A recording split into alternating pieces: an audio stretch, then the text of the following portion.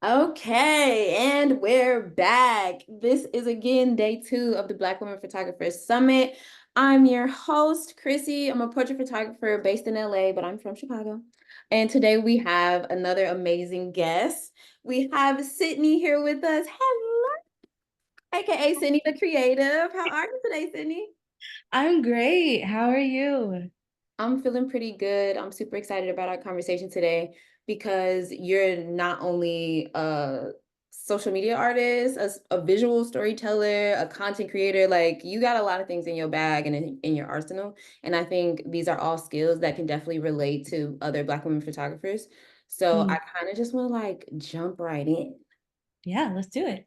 Let's talk about your branding because it's on point. How did you become the expert in your career path that you are today? Expert is honestly an honor to hear. I think like we all strive for that title, right? In different ways. And for me, I would say it's just been driven by passion, like pure passion and excitement for the art.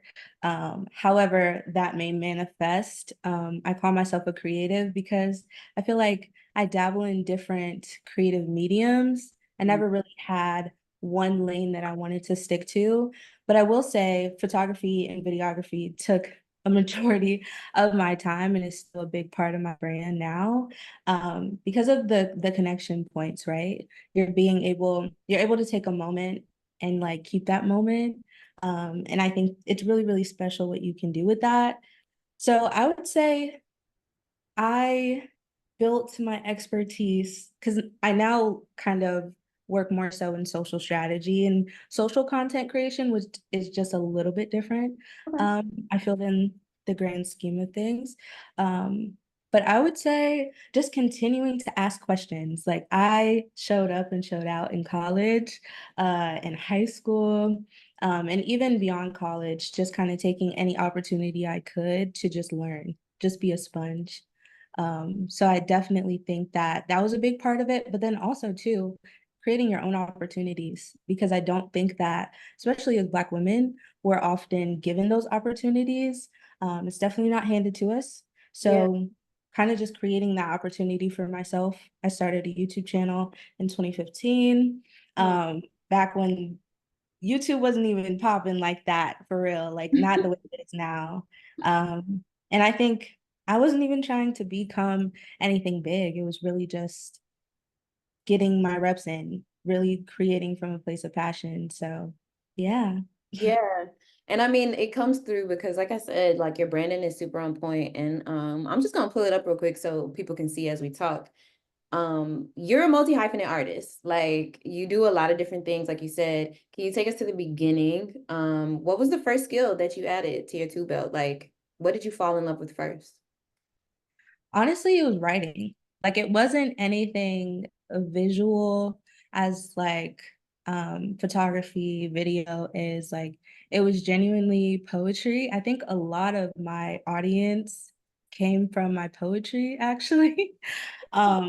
And from there, I wanted to bring those words to life in a way. So I gravitated towards photo and video. And I remember having just kind of these like cinematic looks and falling in love with the best cameras and all of that. I just really wanted to be able to tell a story that felt like you were kind of watching a movie in a way. Um, so it started there, really, just me experimenting and playing around. I had a video go viral in like 2017, and I think from there, I just kind of stuck with it. I realized the power of video and the power of storytelling in that way.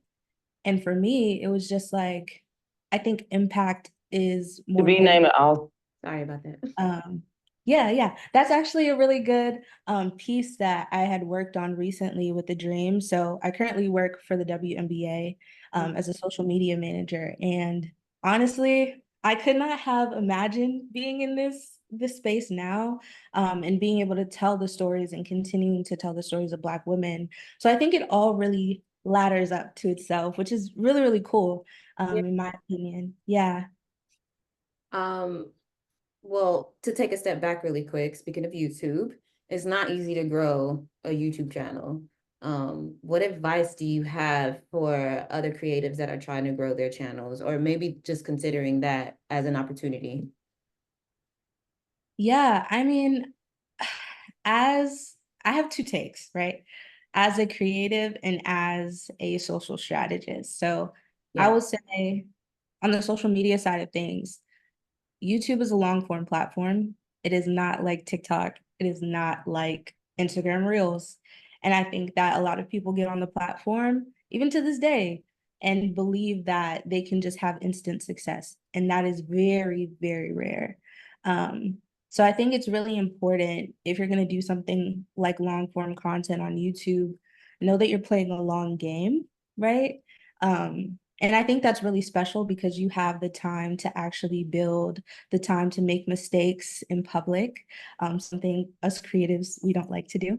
Um, and you have the time to kind of focus in on what speaks the most to you Yeah. before you start to have eyes. So I think for me, I started in 2015. I don't have the biggest platform ever. I think I'm sitting at about 13.7K. So for me, it's more so the impact than it is the numbers. This is the creative side of me talking.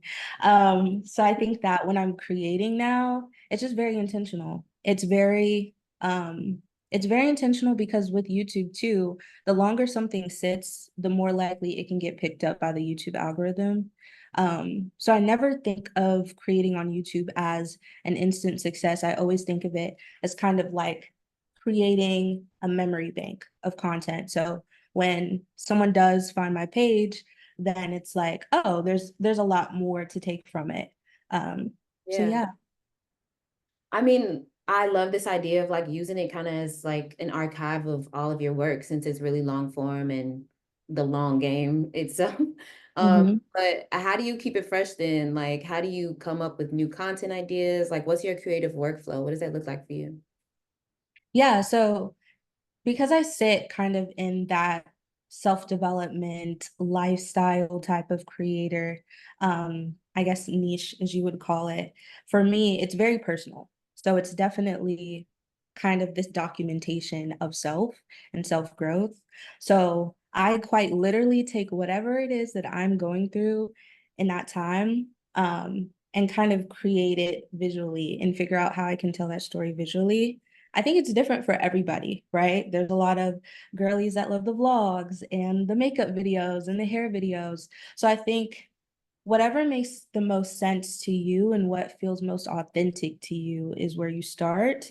And then after that, strategically, because you do want to have a plan when going into content creation, period. Strategically, you figure out how can you do this in a sustainable way and how can you do it in an impactful way. Mm-hmm. Um, and thinking about that, it's like we have a lot of different content ideas. You wear a lot of hats. It's a lot to juggle in your mind. How do you stay organized? Ooh, honestly, I'm like organized chaos. It is organized chaos, girl. I think that I love a Google Calendar. Me I too. love, yes, that's my bread and butter right there. I love a Notion. Notion also is definitely very, very helpful. I love that. But I would say for me, like getting organized is like having systems for the chaos. So I know that when an idea comes to my mind, I'm not going to my Google Calendar to plug it in. I'm not going to Notion. Like I'm not doing all of that because the idea is running. So for me, it's just like, what is the one place I can always go to get that idea out? Right. And then maybe that's not the moment that I really flesh it out, that I figure out the shot list, that I figure out how I'm going to film it, what I'm going to say, but it's out there and I know exactly where to go when I want to pull from it again. So I think I think for me, it's really a process of finding what my habits are and Yeah. then organizing around that. Yeah. Yeah, I feel like that's how Notion also became a part of my own little system. And I'm still figuring out how to balance it. But yeah, I totally agree with you in the way that it's like we find the tools that work for basically how our own brains work. Mm-hmm. 'Cause Mm-hmm. Notion might work for the two of us, but not work for another creative. Exactly. And I don't really feel like that makes one person more organized over another. It's really just, your process. Yeah, Yeah. it's different. Yeah. Okay, so that's another thing too, right? So we're talking about having all these things that we're trying to keep organized Mhm. and wear all these hats. How do you manage running an entire LLC and working full time and like also being a photographer and a videographer? Like what was it like creating your LLC even?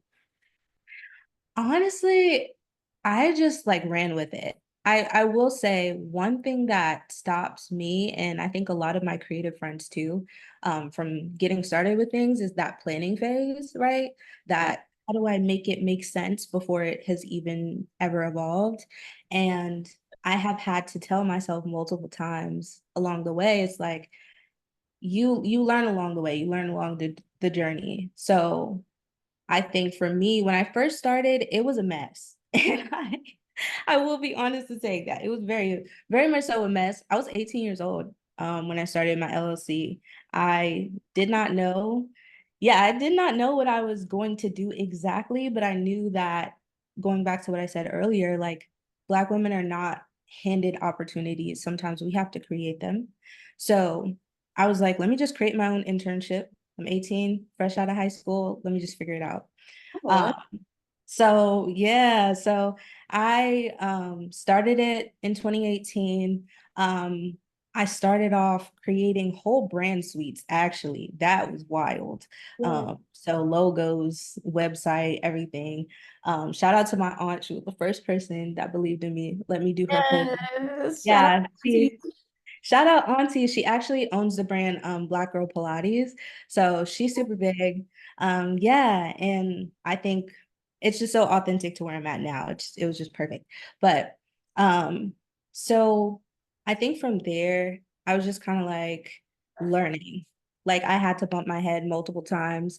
When Yeah. I finally fell into social, it was like 2020. And by then, pandemic hit and Right. we were all inside. So it was a huge moment for me to learn, what do you actually like, like Mhm. I wasn't able to go out and capture the same way that I was before. Um, and that was also the same year that I was technically in my senior year of college at Spelman, Mhm. and the whole campus shut down. So all of the creative opportunities I had on campus, gone, right? So I was trying to figure out how can you kind of document and continue to practice your craft even when you don't have the same tools and the same accessibility. Um, so from there, I found virtual internships and things like that. When the world started opening up a little bit more, I started getting out there and finding different ways to kind of activate within my business. I did get a job. I did get a 9 to 5. Yeah. Uh, Not scared of the 9 to 5 life at all. I think I did a little bit of both, right? Like I did the 9 to 5 thing while also having my side hustle. And then I also quit my job at one point and was just freelancing like by myself. I was the job, is what I told myself during that time. Because you are the job. Fun. So, in having both experiences, that led me to the next step and the next step. Like, I learned what I didn't want to do and what I wanted to do more of. And I really wish it was a like 10-step process, like for any creative. Yeah. Uh, but it's really not. So I would definitely say just leap and allow your journey to take you where it's supposed to go. And then the balance, you find it. You find Right. the balance. Yeah. It's like so bittersweet that life isn't linear. Like I love that line where it's like it's not linear. We Mhm. can't give you a 10-step process and like guarantee that something's gonna work. But that's also the amazing thing about it. It's like you can do it in so many different ways and come to a success path, basically. Um, Yeah. but back to this LLC. So boom, you're like, okay, I need to make an internship for myself. I'm just gonna make my LLC. I don't even know exactly what I want to do, but we're gonna figure it out. Now Yeah. that you're here years later, what are some things that you would share that is good to consider when opening an LLC for somebody who might be thinking about it? And then maybe a couple do's and don'ts for folks. Yeah, I definitely would say when you start getting into LLC's paperwork, documents, government, like it starts getting real serious real fast. Yeah.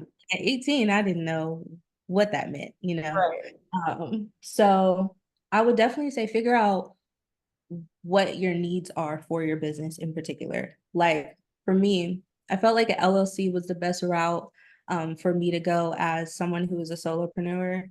Um, and I knew that you could write stuff off. That's all I knew at 18.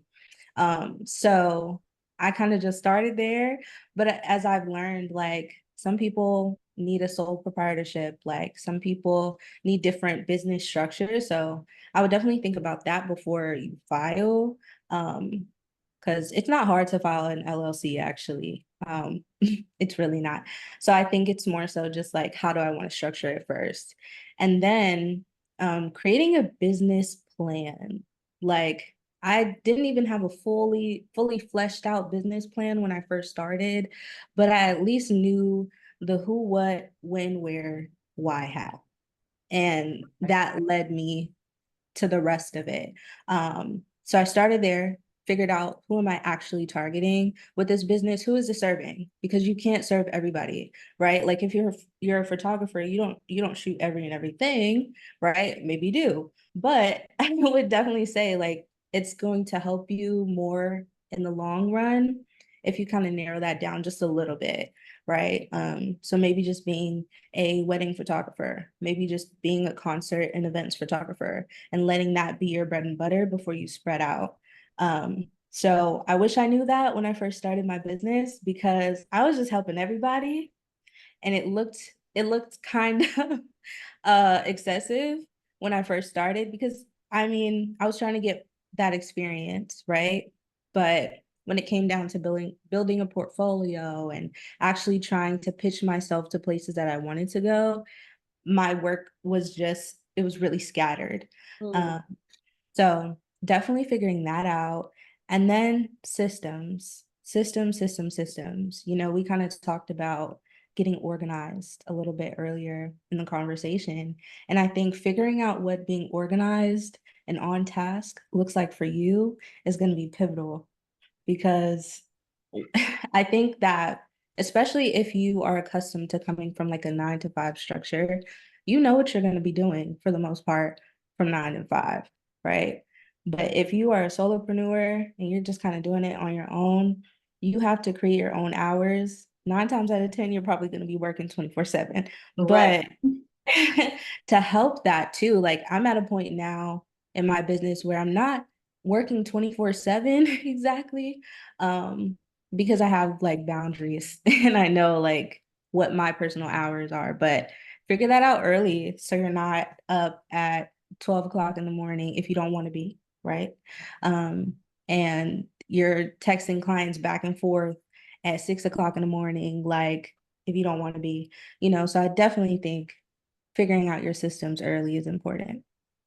Yeah, thank you for that. I'm glad you went in a little bit about the LLC because I wanted to ask. And disclaimer at the top, like this isn't legal advice. Sydney is sharing is working for her. Please Yeah. consult your own CPA for your own specific tax needs. Um, but with that being said, how has having an LLC like helped you with your taxes? Because I know being a freelance photographer, also myself, sometimes it gets hard around tax season and like knowing how to budget. And it was definitely a learning process for me in understanding what I needed to do. Yeah. So, how has an LLC helped you establish that for yourself? Yeah, great question. Um, I would definitely say, and I feel like once I really got a hold of my taxes for myself, because I do my taxes myself. Um, but once I got a hold of that, I feel like it affected everything else in a way. My systems, my rates. Come on, rates. Okay. Yeah. It like affected everything. So for me, I definitely started to get more organized with that. One, having a spreadsheet for my expenses. What am I spending money on? From everything. I think we don't even think about it when we get into the groove of things, but all of your, startup costs, and like operational costs. So when if you're just starting, right? I'm gonna start there and I'm gonna kind of go further. But if you're just starting, like what are all of the costs that you need to just get started? One. And then if you're kind of already in it, but you're building those systems, what are the tools that you use on a daily, right? Like subscriptions, your laptop, your phone, like your internet, things like that. If you live alone, if you're in an apartment, the amount of space that you're using for your office, because that also counts, So I started to just kind of take note of that throughout the year. And sometimes I do it like quarterly, or I'll do it like every 6 months, depends on the year for me. But I think keeping track of that is where I started. And then I started to notice, wow, a lot of my money is going to taxes, because they say you're supposed to put aside like 25 to 30% of Right. your earnings for taxes. So having a tax savings account, oh, don't mix the money, Man, like personal income, like it gets real messy, especially if you're doing it by yourself. So at least kind of save yourself the hassle. One thing I started to do, which helped me a lot, it wasn't really necessarily a business credit card, but I had a separate credit card for all of my business expenses. So I would just put my business stuff on there. yeah.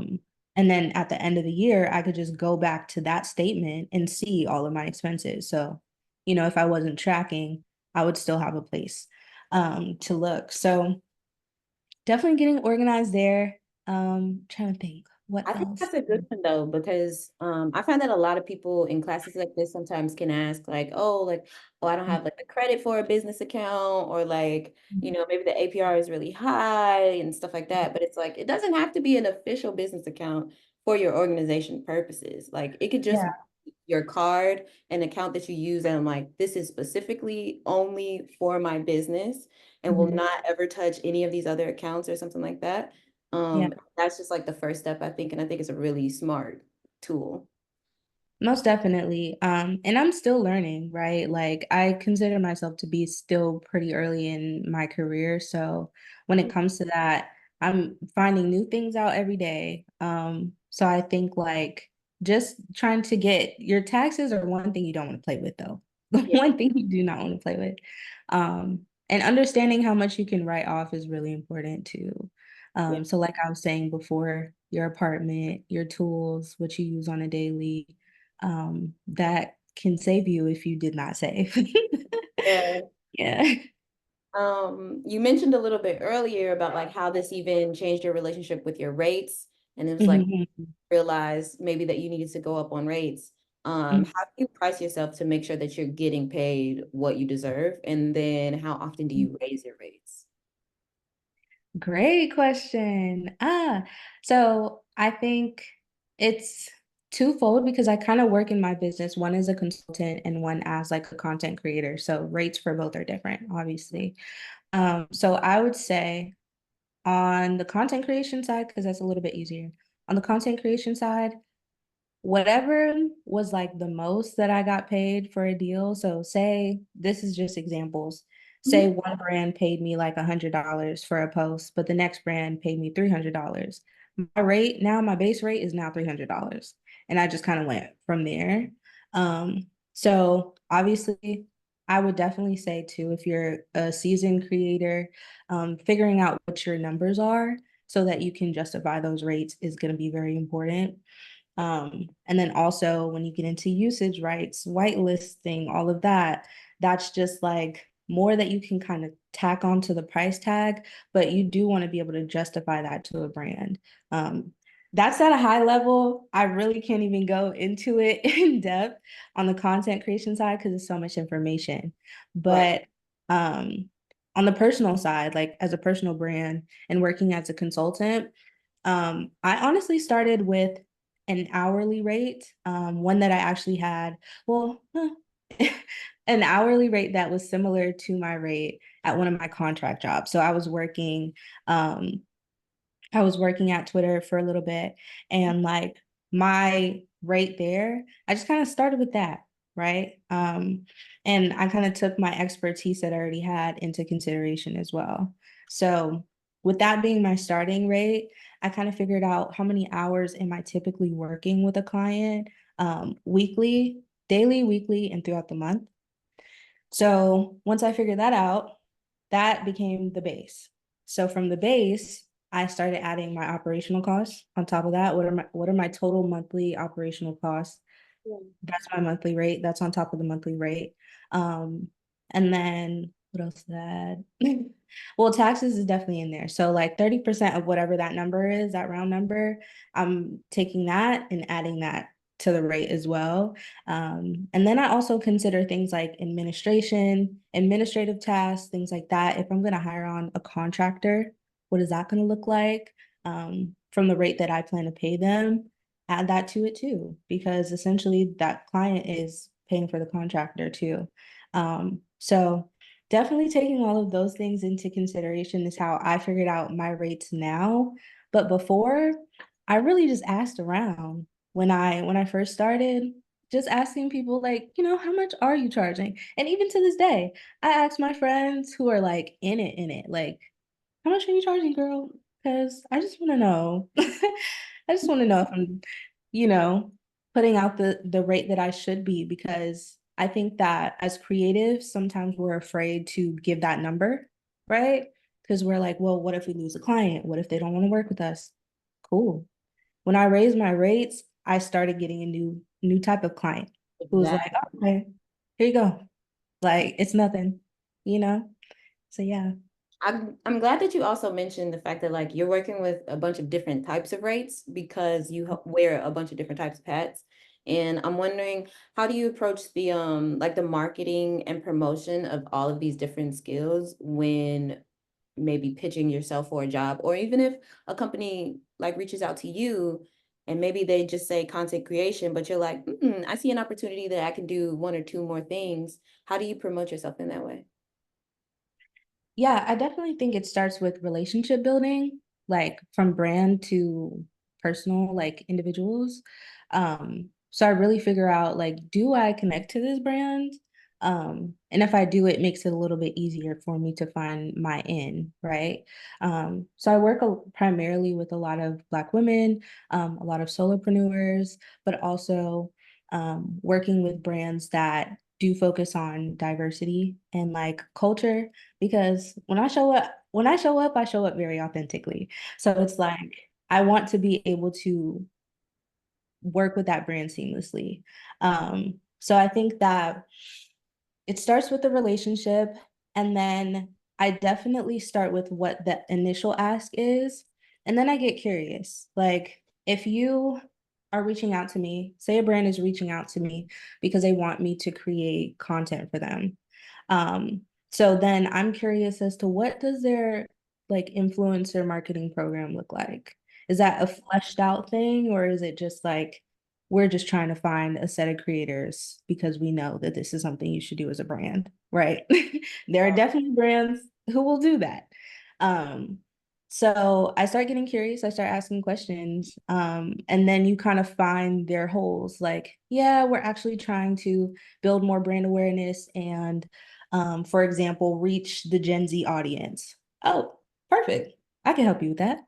My audience actually has, this set amount of Gen Z viewers or listeners, whatever. So I can either then pitch a different idea on the content creation side, or I can say, hey, I can actually consult you in that way because that is the audience that I speak to the most often, So it's really about finding your in, Yeah. finessing a little bit. But yeah. Now, okay, so we're talking about content creation a little bit. How do you keep up with all these trends and these algorithms? Like, I feel like everything changes so fast. How do you manage to just stay on course and like also remain authentic?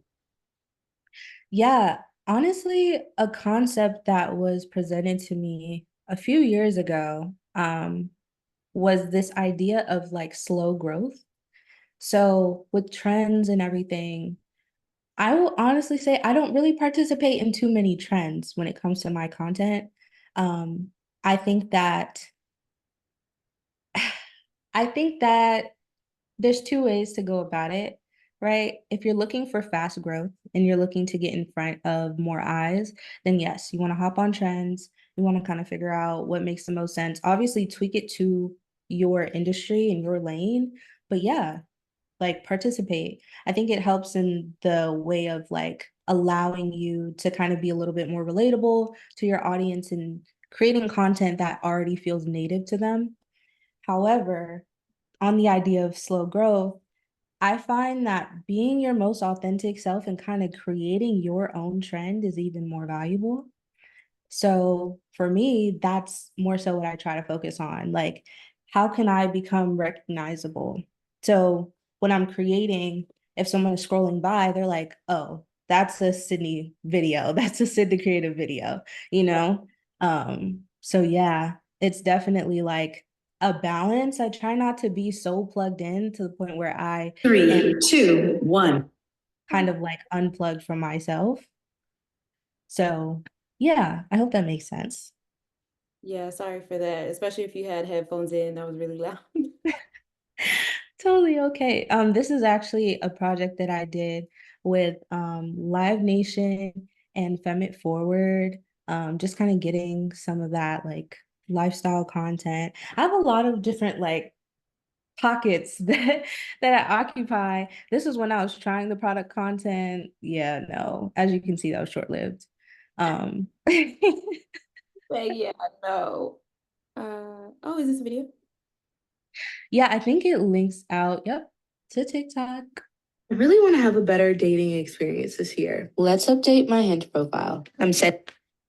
Okay, I love that we have a TikTok example here too, because it's reminding me about like all these algorithms, and I'm thinking about how you might repurpose your content. So Mhm. make something like brand new for every platform, or do you reuse things? So currently for me, I'm just kind of testing and learning. So I do put the same thing across multiple platforms, if it makes sense, right? But I think that you don't necessarily have to do that, and it's probably better if you didn't, because if you have the same thing on every platform, what is enticing that person to follow you on a different platform? You know what I mean? So for me, consistency looks like putting the same thing on every platform right now because I just don't have the time to switch it up all the time. But I think one thing that a lot of content creators are kind of doing now is finding a way to flip your content. And I don't know if I don't know how many people in the audience kind of already hip to this, but I think that is very important to do, especially if you are very busy. So like that video, for example, that collaboration with Hinge, it was a voiceover lifestyle video, right? But if I wanted to kind of take that same information, how to kind of date intentionally and create a whole new video with that, I could just kind of take a few of the clips that I put in there, make that video like 5 to 10 seconds long instead of I think a minute, and just kind of list out those intentions on screen, and that's a whole new video. Probably better for, Instagram Reels or something rather than TikTok. So there's ways to flip it. I think too, like with the way that I create, I don't know. I like to kind of keep it all together, but yeah, I it mean, it also changed. sounds like you're learning your analytics too, where it's like if I use the same thing on every platform, you'll learn the demographics on those platforms that you have and like what they might like where. And I feel like that might be useful to somebody who's pursuing content creation right now. Um, Absolutely. Yeah. and that also got me wondering, like, this is a collaboration with Hinge. Mhm. I'm wondering if you can give any tips to folks who are pursuing content creation. Who are they pitching to? Like, what are the names and job titles that they should be looking for when they want to find collaborations like this? Yeah. So with that collaboration, they did reach out to me, but when I am pitching to brands, I don't want to just look for that like generic, you know, help at this brand's name or info at this brand's name. Like you're probably going to go nowhere if you do that. So I think a lot of the collaborations that I have landed have come about through relationships, like actually creating connections with people. And I say that instead of networking because networking is very like, ooh, transactional. Wow. Yeah. Um, and I don't think that's necessarily what a lot of creators are trying to do. Um, I think we have to remember at the end of the day, on the other side of that email is a human, right? And a lot of times it's a human who's saying, Black girls with natural hair, Black girls who are photographers in Atlanta. Yeah.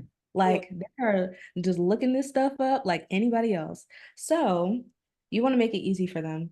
I typically go to like LinkedIn. If it's like a cold, like I don't know them, they don't know me, I'm going to LinkedIn. I'm letting them know like a little bit about me and a link to my portfolio. Boom. We'll see what happens. But the people that I reach out to, it depends. I think looking for those influencer marketing managers, key. Yeah. Looking for brand partnership managers, looking for anybody who's in like the partnerships realm, because at Twitter, that's basically where I sat, entertainment partnerships. Look for them because they're probably looking for you. So make it easy for them.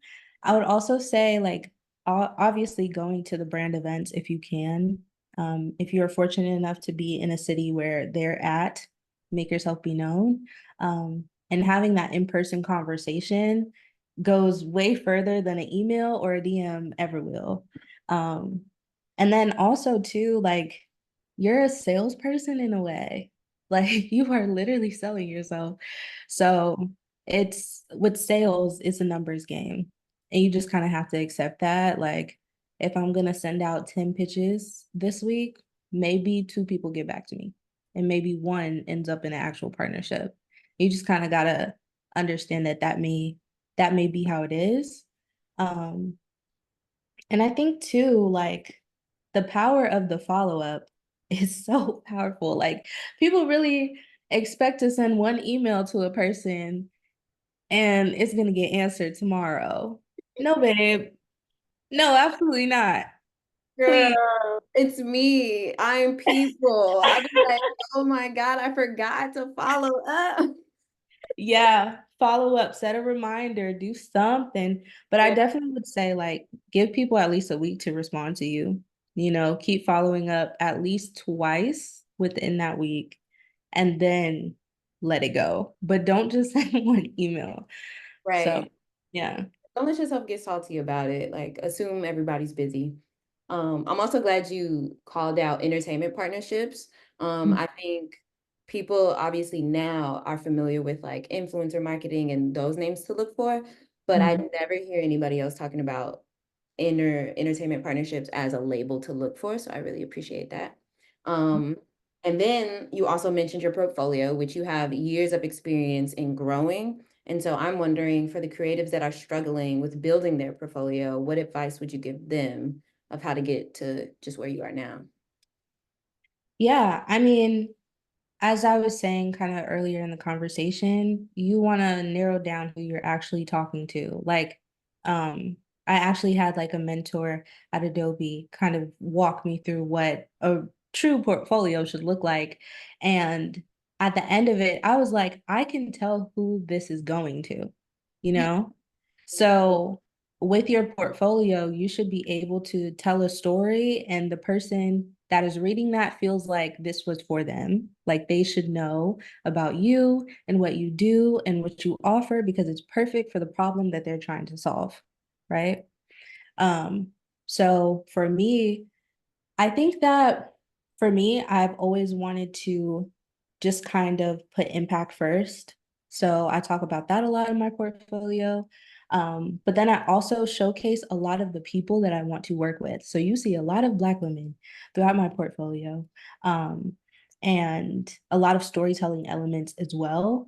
So if you're kind of looking at it and reading it, you can kind of tell who it's for. And I think that was just the goal. And that helps me to kind of reach the people that I'm trying to reach. But um, I don't even know necessarily the last time I had to present my portfolio though. So yeah, and I'm not saying that in a way where it's like it's not important, but I think that remember these influencer partnership managers or these entertainment partnership managers, like they are just like you and me. So a lot of times someone is not going to look through a 30 slide deck. Like they're just not. And it's unfortunate, but it's also like, okay, well, how can I get the most information to them in like the shortest amount of time or the shortest like way? And a lot of times people go to social media for that, right? You can take a 5 second scroll and kind of look and see what I'm about on my social media. So that sometimes acts as a portfolio in some ways. Um, but if you are creating an actual deck for yourself, I would say like no more than 5 slides. And one of them should talk about you. The rest of them should definitely talk about what you do. So yeah, I hope that's helpful. Yeah, I definitely agree with that. 5 slides or less. And the power of a one pager. It's like Yeah. we have basically like one of everything. Have your long form deck, have your short form deck, have a one pager, and have all your links to everything everywhere. Yeah, for Um, sure. Make it clickable. Please add links. Right. Um, okay, so I want to pivot a little bit to the podcast, but before I do that, I want to get to one question in the chat from McGreca who says, would you recommend any platforms or courses to learn the business side of content creation, or is it all hands-on and personal experience? For me personally, it was a lot of hands-on and personal experience. Because I think there's only so much that you can learn from like a course or a workshop. Like that is super, super helpful. Um, but then you also want to add to that experience and like actually going through the process. Because I would say for myself, there were a lot of things that I thought I knew or I thought was going to happen when I started a business, when I was working in corporate, et cetera, that I just did not know until I figured it out. So, yeah, it's definitely a bit of both. I can't really pinpoint any one like workshop or class that I did, but I would say just like staying in creative spaces like this whole conversation is like getting information from other people's experiences, which is great too. So, Beautiful. Thank you for that. Now let's pivot into this podcast. Can you please tell us all about it, what it is, what you talk about, how you got started? yeah. So, Lessons in Creativity is a podcast that I actually started this year in March. Yay. Yes. Yes, launch. We love a good launch. Gosh. So yeah, I started the podcast to really speak to creatives who are figuring it out, right? Who are trying to understand the business side, who are trying to understand their rates and how to do that. But I think also because there's a lot of that like technical language out there in podcasts, in workshops, this, that, and the third. So my podcast specifically touches on that stuff, but it really dives deep into the human aspect of being a creative, right? So a lot of the things that we kind of go through as creatives that kind of prevent us from doing what we know to do, right? Which is to create. So I talk a lot about like how to create through grief and what that has looked like for me. I talk about kind of self-sabotage and how that manifests in my creativity. I talk about the inner child too, and how I have been like tapping back into my inner child in order to create from a more authentic place. So it's like all of that businessy stuff is great. It's awesome. Love it. But at the root of it, like we're human, you know? Right. Um, So I think it's just like going back to the basics in a way. So yeah, that's kind I of was just lessons about to learned. say, where it's like, it sounds like your podcast is really about how to be a human and be creative at the same time and Mhm. sharing real life experiences in that way. And so now I'm just curious, how do you do that? Like, how do you manage when you are having a hard day or you're really going through grief? Yeah. It really starts with a lot of honesty. Like it's crazy because we structure our lives around what our highest self looks like, right? What I look like when I'm at my peak, when I'm on my game.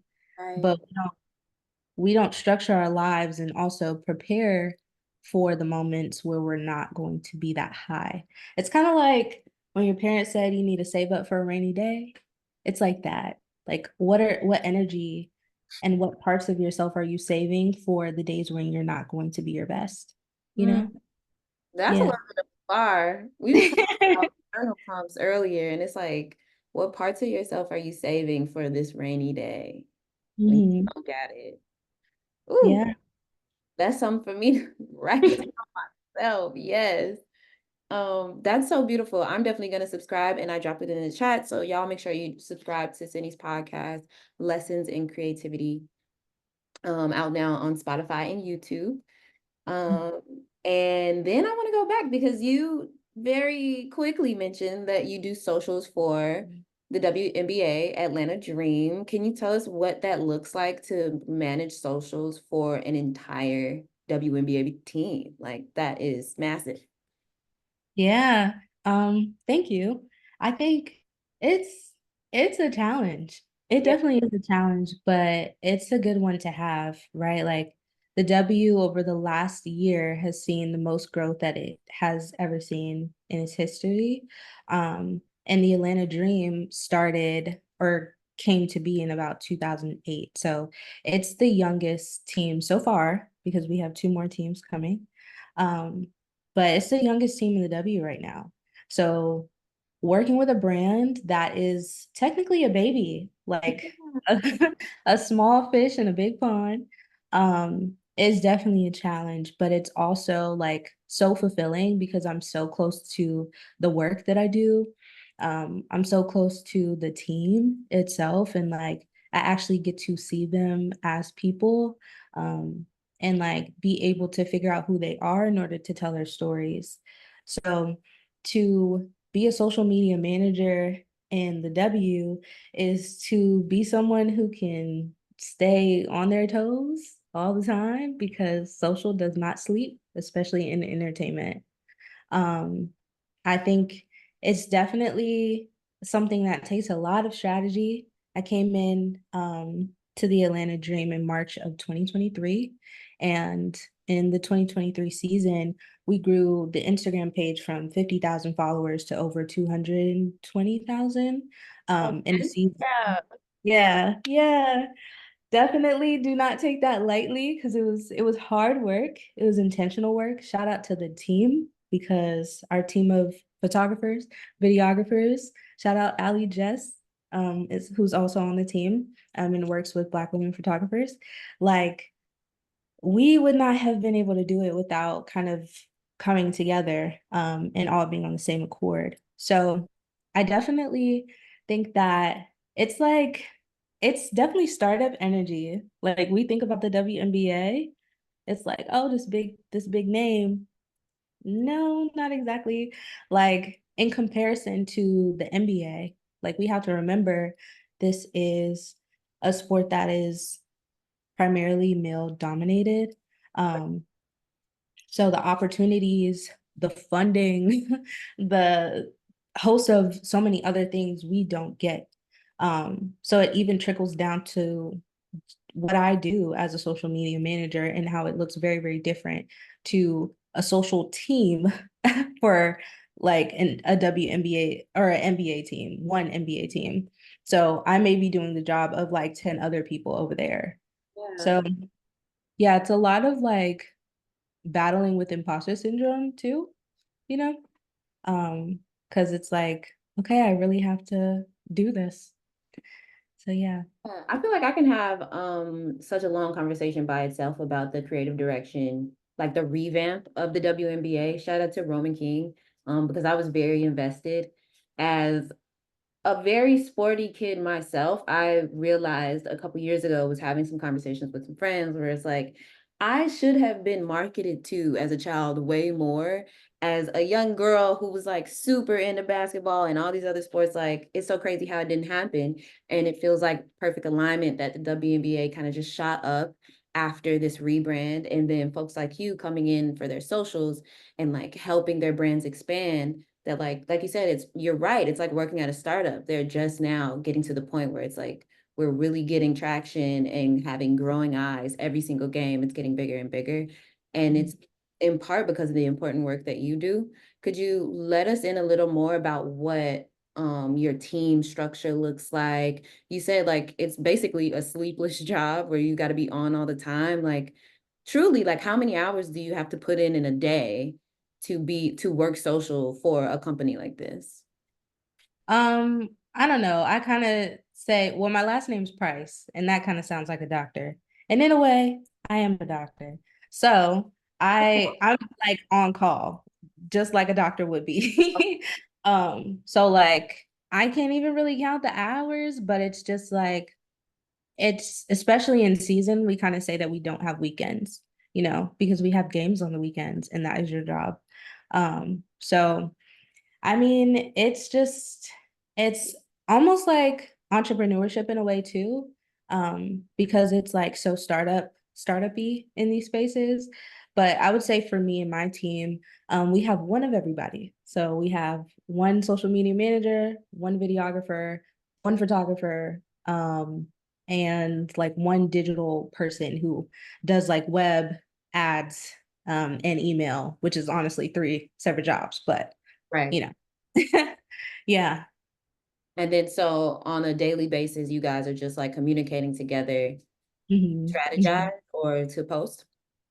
So the strategy is already set before the season starts. When we get in, we're kind of just like quick turning things. And we do pivot as we go, right? Like in the middle of last season, we saw the Indiana Fever was and Vegas Aces, they were posting like these quick hits, right? Where you could see a quick 5 to 10 second clip from the game. And our arena only sits about 3,500. So if we have an audience, it's very small. Yeah, that's so crazy. If we have an online audience, though, of 200,000, let's go ahead and take that 10-second clip and put it on Instagram. Yeah. That attributed to a ton of our growth last season. So it's things like that, you know? Yeah, you saying it's the weekend and don't y'all have a game tomorrow? We do, we Thank you do. so much for being here, Sydney. Literally, it don't stop. Your phone is probably buzzing right now. They trying to clock you in. You're on call. Yeah, yeah, actually, but you know, it's what you got to do. But even like right now, we're doing all-star voting and that ends today. So if you want to vote for your favorite W player, go ahead and do that. Make sure y'all But go vote because clearly this is part of strategy and social, and we want to make sure Sydney stay locked in at the dream. Happy 1 year. thank you. Thank you. Yeah. So, yeah. I also want to shout out another question in the comments by Brittany, who says, how did you break into the sports industry? As that's the industry I am trying to get into full time. She's currently part-time in sports. Yeah, I'm curious to know what she is doing, being part-time in sports. I think it's really good to just have an in. Like I didn't technically have like an in or a background in sports. So the closest thing I had was entertainment partnerships, and that's kind of what I did prior to working for the Dream. Mm. So I and I made a video about this too, but I just applied and I gave it to God. But I think too, it's like getting in and getting those opportunities happens a lot with like talking to people and opening your mouth and letting them know what you want to do. Like Okay. closed mouths don't get fed is so true. So I've had a ton of conversations over the last couple months with like recent grads or people who are just kind of trying to pivot. We have one photographer who is just coming to the games, like just shooting. And one day I had a conversation with her. She used to work in tech for like 10, 15 years. And now she's wanting to shoot games. And I'm like, that's amazing. Let me connect you to the person who's over booking our shooters. So it's as simple as that sometimes. So yeah, honestly. Okay, so just to clarify too, so if you just apply, we're talking about resume CV, do you also upload like a PDF of your portfolio? Even though you weren't already like you didn't have sports experience where you like, here's what I do for everyone else? Yeah, I did have a link to my portfolio and my website, but then I also followed up on LinkedIn, follow up.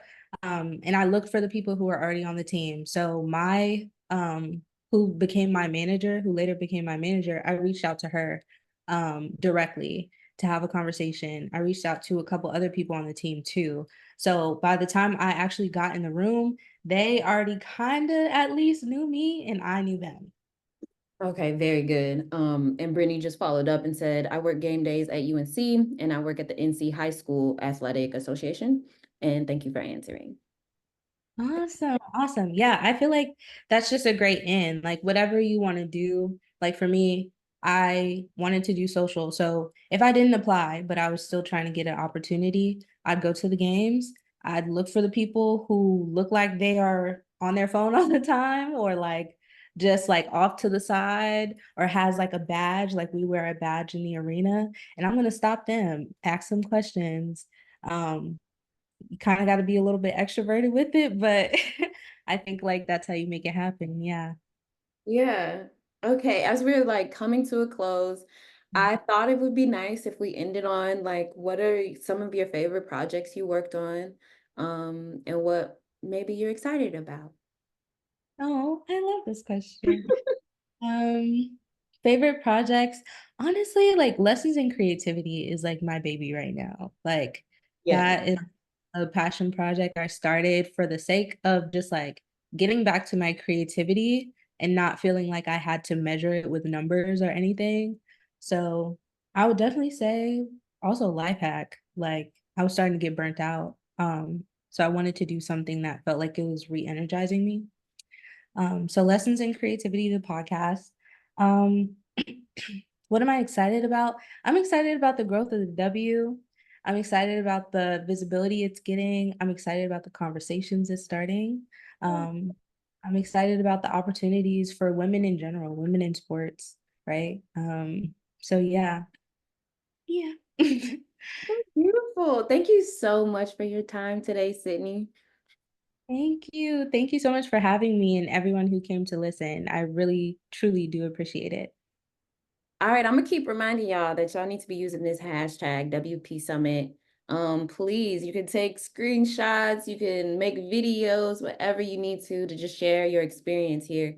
It's how we continue to do it, and I would love to know how y'all felt about Sydney's conversation. So just use that hashtag on Twitter and Instagram to let us know because also there's a giveaway. Now, if you use the hashtag, you could gain or excuse me, not gain, you could win 1 free year of Adobe photography plan. And I think that's really important considering we talked to Sydney, who not only is a photographer, but many other things, that like this isn't just like one way to go about our life. And I feel like that was so rewarding and I gained so much. So please, if you're interested in content creation, social media, anything like that, or even podcasting, use the people here as resources and follow them, talk to them. They keep saying it. Sydney said it a million times. You need to be an extrovert and talk to people. Please reach out to Sydney. I'm sure she would love to meet y'all. Please, please do. DMs are open. Yeah. Beautiful. Well, with that being said, oh, before I go, I would love to take a picture. Do you mind if I take a screenshot? Yeah, sure. Okay, I need to stop throwing up the peace sign, so I'm gonna just smile.